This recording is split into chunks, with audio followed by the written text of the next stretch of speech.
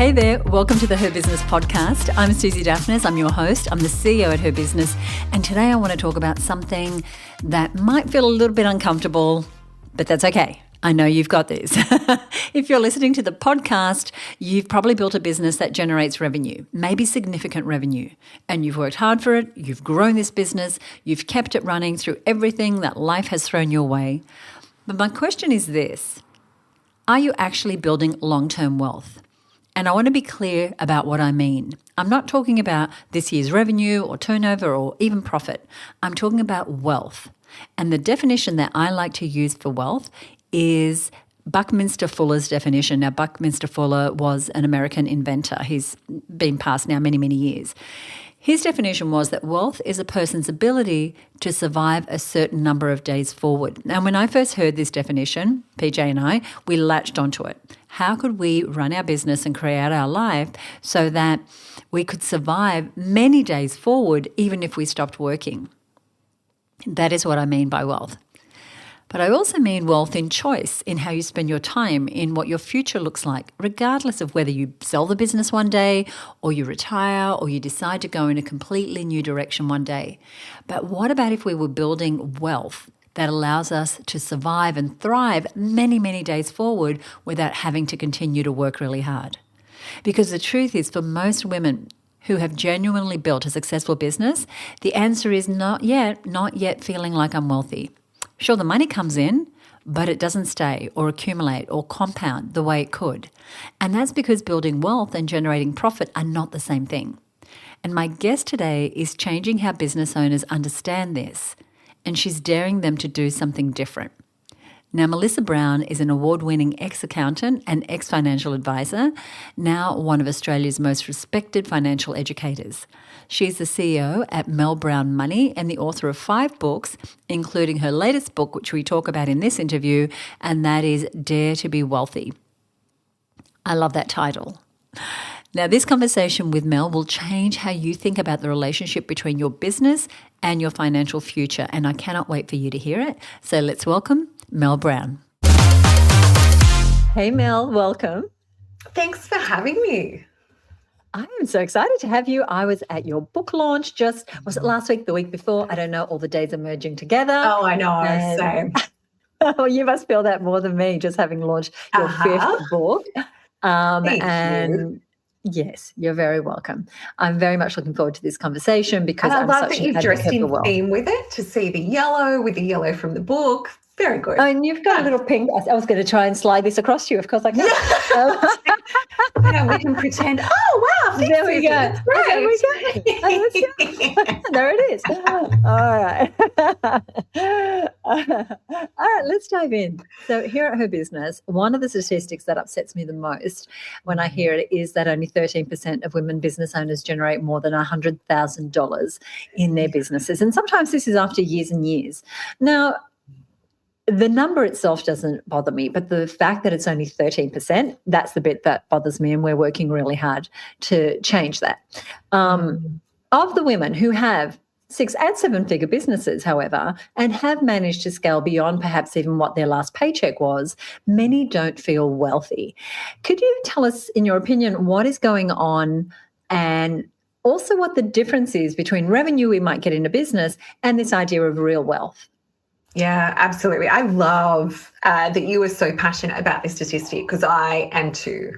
So I meet way too many women that are starting businesses because of stages of life, or because they want to step out of a high corporate career, or it was maternity leave, or just to solve a need, and they're just not putting enough time and effort into growing it. Revenue, but also growing profitability. And they absolutely aren't looking over to the other side at looking at growing wealth. And I think part of that is just an uncomfortableness. You know, as women, we're starting businesses to solve a need, not to get rich. So there's an uncomfortableness about growing.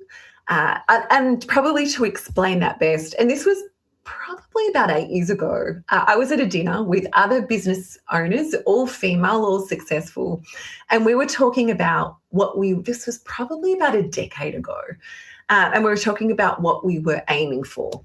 And I said, well, I'm really aiming for $1 million. Like that's the target that I have for myself in the business at the moment for this particular one that I had started.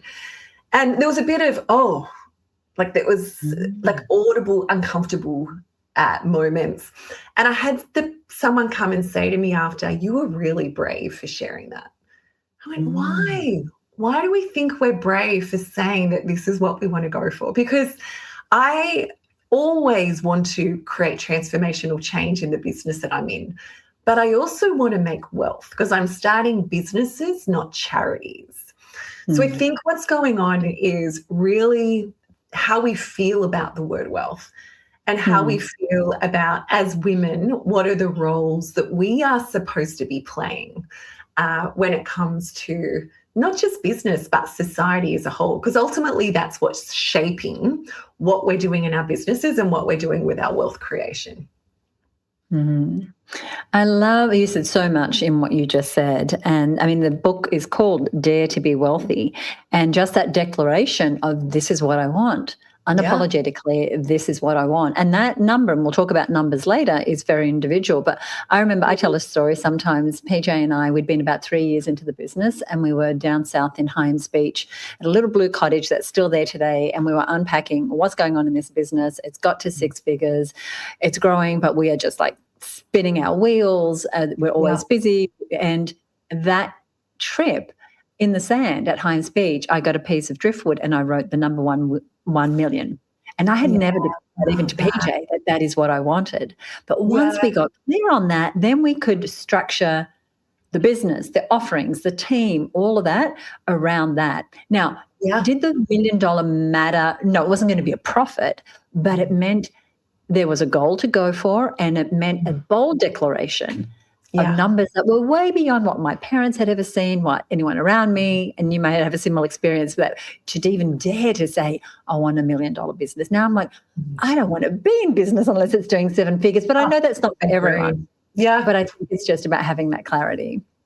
And it is that I'm exactly the same. I'm in Western Sydney chick where even though my dad was an accountant, we didn't talk about money, we didn't talk about investing, and certainly putting out that a woman could start her own business and earn that much. I just didn't see it. And it is that what you don't see, you can't emulate, or you don't know to want, I guess. And I think the problem for me is that if I meet a lot of women that are saying, I want to do this and I want to do that, but then just not saying the number. And I will always lead with a number because probably being an accountant and financial advisor, I'm just used to them. Like they're just a number. And I think if we just desensitize ourselves to that, they're just a number. They don't take away from the good that we want to do in our business, the effect we want to have, but the effect that they'll have on us by declaring them and by reaching and by working towards them. I always have conversations with the women in my business. We're here for purpose and profit. I don't want profit at the expense of purpose, but I do not want purpose at the expense of profit. So we are here for both. I love that. I love that so much because, and you see this all the time too, women who are building impressive top-line revenue, so they're getting, some traction, but they're actually not increasing their personal wealth. So I wanted to talk about that. What are we missing structurally where we, the money's landing in the bank account, but at the end of the day, we're not seeing it actually create a future for us? I think it's structural it's the message that we've received as women around what we should be doing with the money that we have. So when I've worked with a lot of women that own their own businesses about the fact that they're not paying super for themselves and they're potentially not paying a wage that's high enough for themselves, they'll say, oh, yes, but I just want to give back to X, Y, whatever within the business. Or, oh, yeah, but my family needs that money. Whereas if that woman was in a corporate role, she would be getting a wage at least of that amount and she would be getting super paid on that. That's not selfish, that's structural. So when I used to be taught, when I was an accountant and I would be talking to women around, right, if you're running this business, unless we are making the same that you would be able to go and get a job, then it's problematic. So let's look at that. And then let's make sure that you are paying yourself and you are paying super for that, because that should be the bare minimum around what we do. And it doesn't matter what structure you're using, sole trader, partnership, company, trust, just to name a few. I want women to get in the habit of paying themselves regularly, of paying themselves a wage that matches what they're worth, and paying the super on that wage or on the wage that they would have been able to get if they were earning somewhere else. Because it's not selfish to be paying yourself that. That's simply the bare minimum we should be aiming for. And I think it's, if you've got kids and you're worried about the family, like, this is putting your financial oxygen mask on. This is showing great habits to say, I actually prioritize my financial needs so that I can look after you. Right. So because the stats are that, every second marriage will fail. So if you're saying that you don't want to pay that for yourself because of the family, well, actually it behooves you to look after yourself because of exactly that.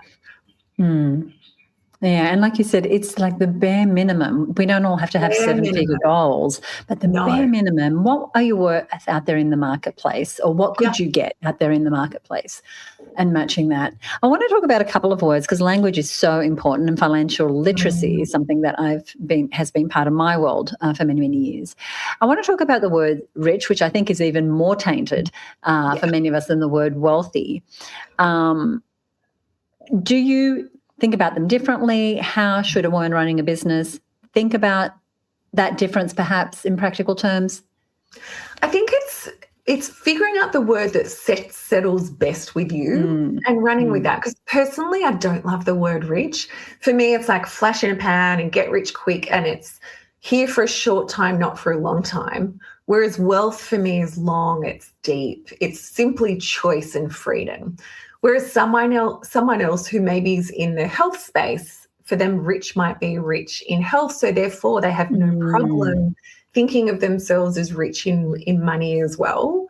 But more women that I talk to feel deeply uncomfortable with rich. But it is being aware that words have power. And asking, well, what is the thing that's most comfortable to you? And if wealth is uncomfortable to you, use choice instead. I'm not building wealth, I'm building choice. And we want to put a dollar figure around that. But if I'm building a business, and if that business is taking me away from friends and family and affecting, like it's taking up my time, then I want it to be. I want it to be able to give me choice in my personal life as well. And how I do that is through building wealth. And that's certainly for me. What does wealth do? It gives me the choice.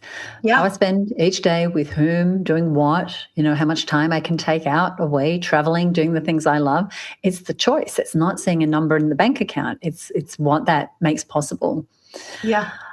I want to talk about hidden financial costs. And specifically the hidden financial costs for successful, high-achieving women. Where are we perhaps leaking, intentionally or unintentionally, our power when it comes to our success? Well, there's been some really interesting research that's come out of that from UBS. So the UBS Wealth Report, one of the latest ones, said that, and this particular report looked at high-achieving, high-earning women, and they found that even then, 90% of them were still managing the household budget. So there is a time, a time that is spent as women, even if we're high achieving, that often we're type A, so we need everything to be perfect. So we're managing the household budget, we're looking after the kids if we have them, there is a time deficit that we have. But interestingly, less than half were involved with long-term investing decisions. Interesting.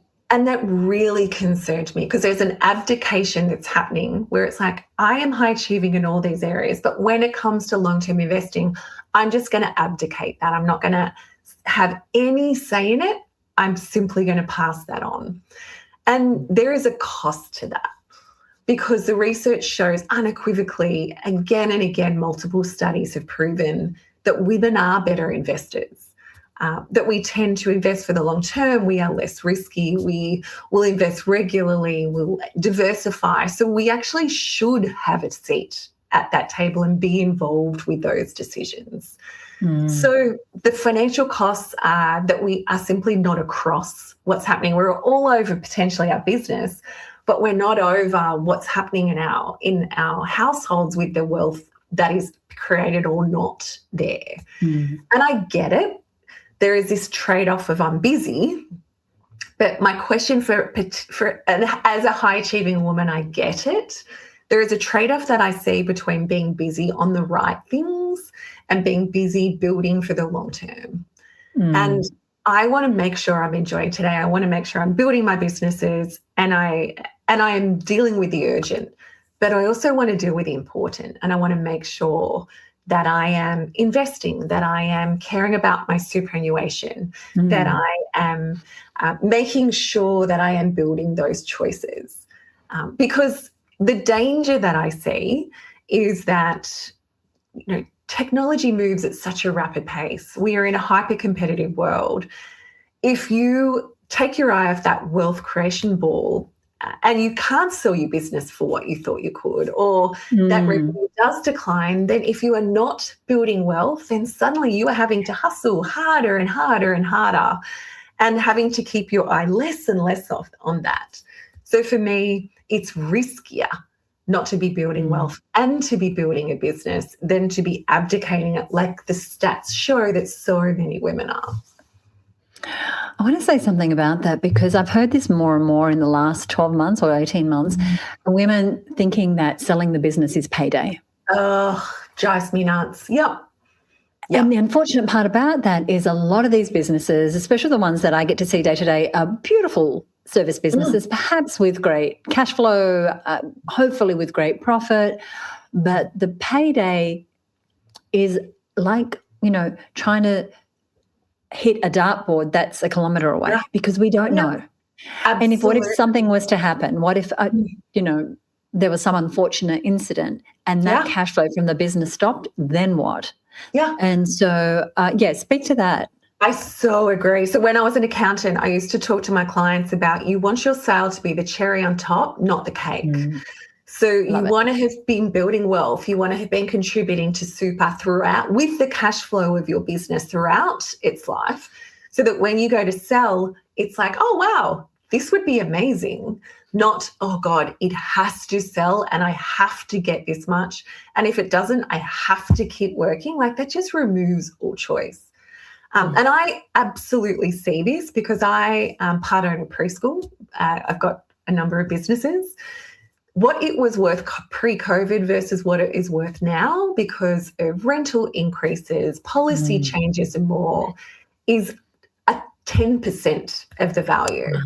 So if that was the only egg I had in my basket, if that was the only thing I was relying on, I would be in a very different financial position than I am now.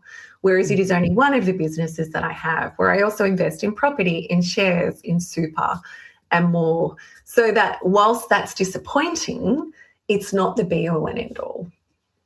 And if you're listening and you're like, well, that sounds great, but that is such a world I don't know, then stay tuned. We're going to give you details on how to get in touch with Mel and the different educational programs and offerings that she has.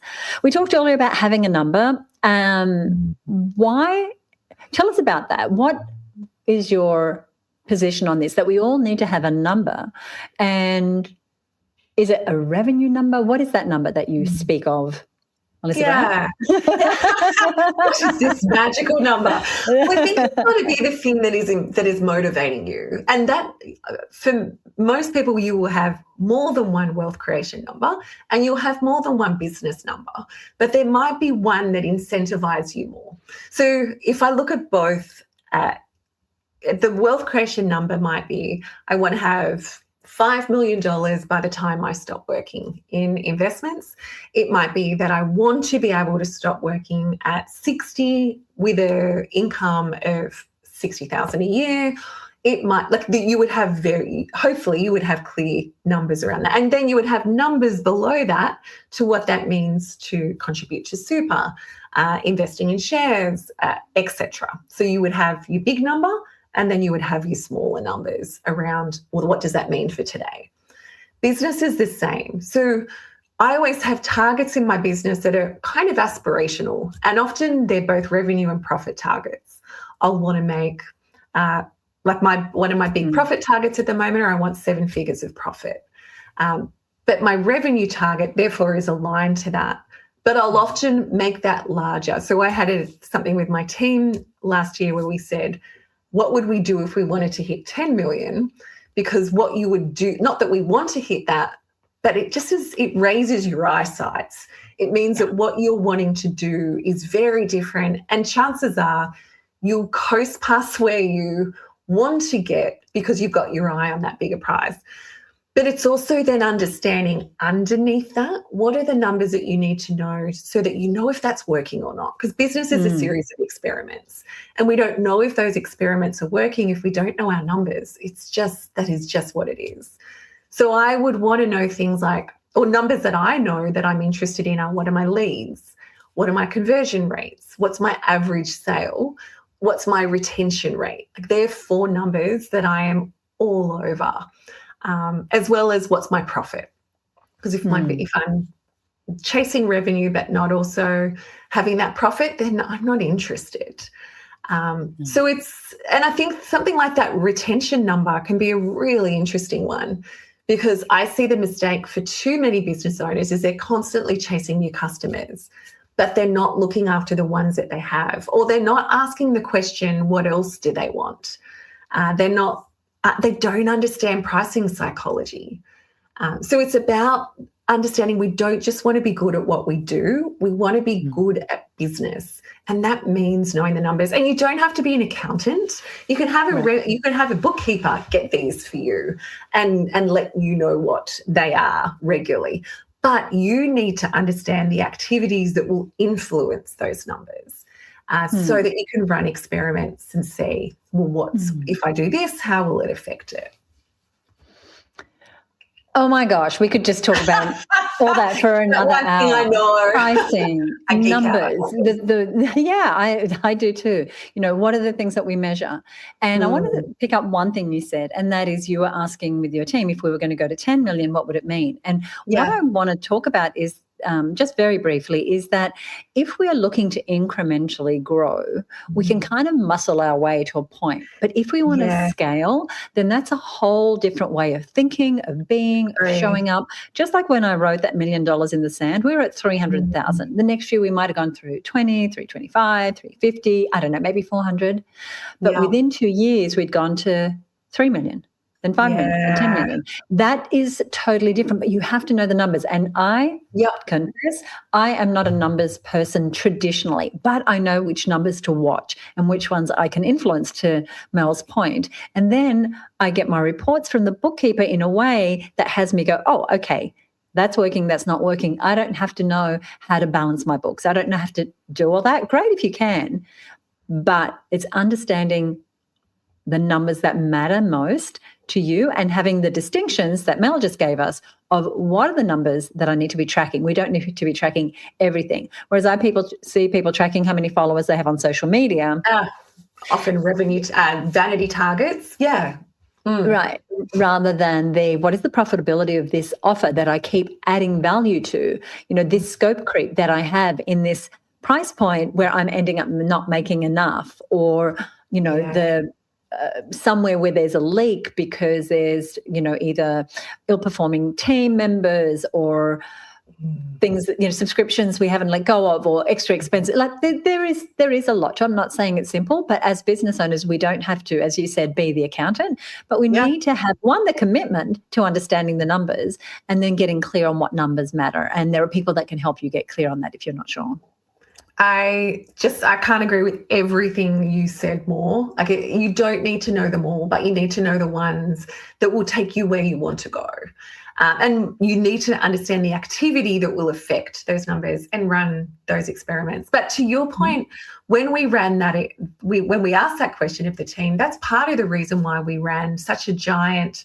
So that was going to be a small conference initially that we ran last year for the first time, Her Wealth, Her Way.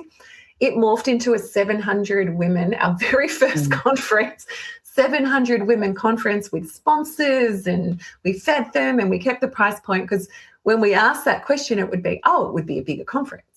We would put a thing in the sand to say, if it was a conference created by women for women, it would need to be this big for a business that wanted a voice that loud. And that we sold that out. And this year we're looking at one for 1,000 plus women. Fantastic. So you ask better questions because of it, and the outcomes are wildly different. I so agree, Susie. Yeah. Mm-hmm. Yeah, and I really, as you're watching, listening, I want you to think bigger. We don't all have to have the big 7-figure goals, but I want you to think beyond how you've thought before about your numbers. As business owners specifically, are there any financial foundations, dipping into your advisor and your accounting history, that must be in place to support the owner? I know we've just mentioned some of them. Is there anything else that you would say? So definitely the great bookkeeper and a great accountant. If you don't have an accountant that's not meeting with you regularly, that's doing tax planning, that's doing budgeting, go find one that does. Because sometimes you can outgrow the professionals that you've used. So it's going to find those people. A bookkeeper and accountant are two essentials as far as I'm concerned, because there comes a point where, yes, you want to know them, but you don't want to be doing your own bookkeeping. There's more important things you can be doing. So it's that. But once we have, and then it's having a structure of reporting and looking at, so we have a daily check-in for our team. We have weekly meetings. We have quarterly offsite. So it's getting into that rhythm of, I'm not just outsourcing it to the accountant and bookkeeper. My team knows what we're chasing. I once worked with a large trade group when I was an accountant. And if you ask any of the managers, and I think they had about 30 managers, what they were chasing 30% GP. Everyone knew it. It was just everyone across that business knew it because they talked about it all the time. It was talked about in their toolbox talks. It was talked about in their offsites. So once you know the numbers, I think it's really important structurally for your team to know what the important ones are that you're chasing as well, and motivate them to as well. Not with short-term things that will derail the business, but so that it's the long term.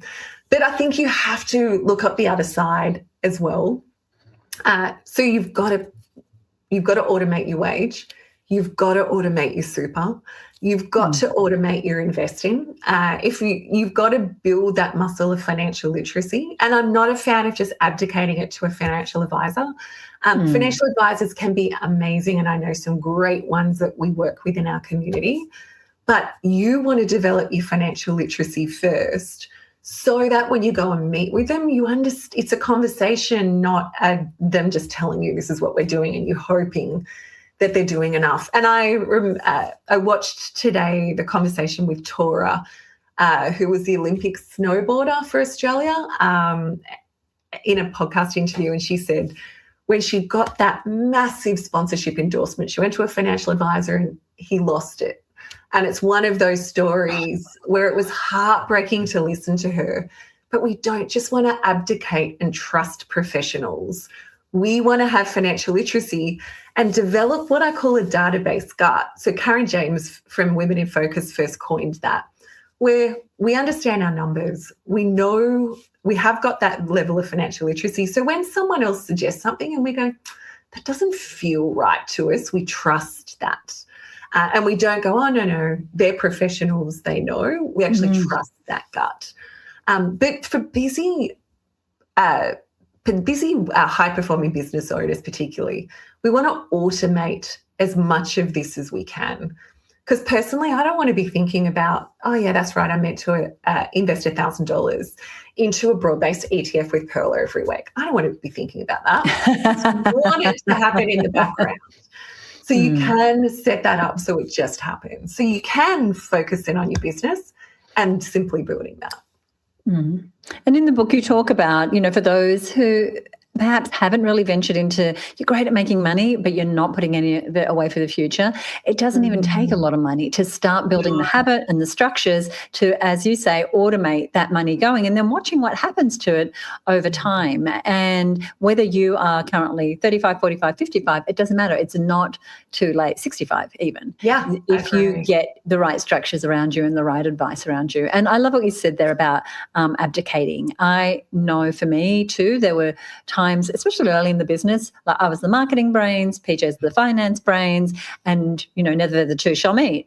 And then I thought, I cannot, in hand on heart, run a business supporting women business owners and keep my head in the dark purely because it doesn't come naturally to me. And so I had to find a way to have things automated, have the right people around me, and be financially literate enough to be able to, as you said, just feel like you're in your own power, like you can hear something and that, what do you call it, brain? The database gut. Database gut could go, no. Yeah. So good. So if someone is listening, they're generating great revenue, they haven't started to put that in places where that's going to create wealth, what's the first structural shift that she should make this year? So I hope that you've heard me say again and again, automate it. Yeah. So if you are not already paying yourself a wage and paying yourself super, they're the first two things I want you to start doing and automate it. Yes, you have to in Australia pay quarterly super. For you, it might be monthly. Just have it come out of your bank account, just make it happen. And I want you to do the same with your investing. And there's a few things we want to get right before we're investing. If you've got bad debt, which is credit cards Afterpay, personal loans, we want to get rid of that. We want a buffer, so a cash account of, say, 3 to 6 months worth of expenses. And I talk about all this in my book.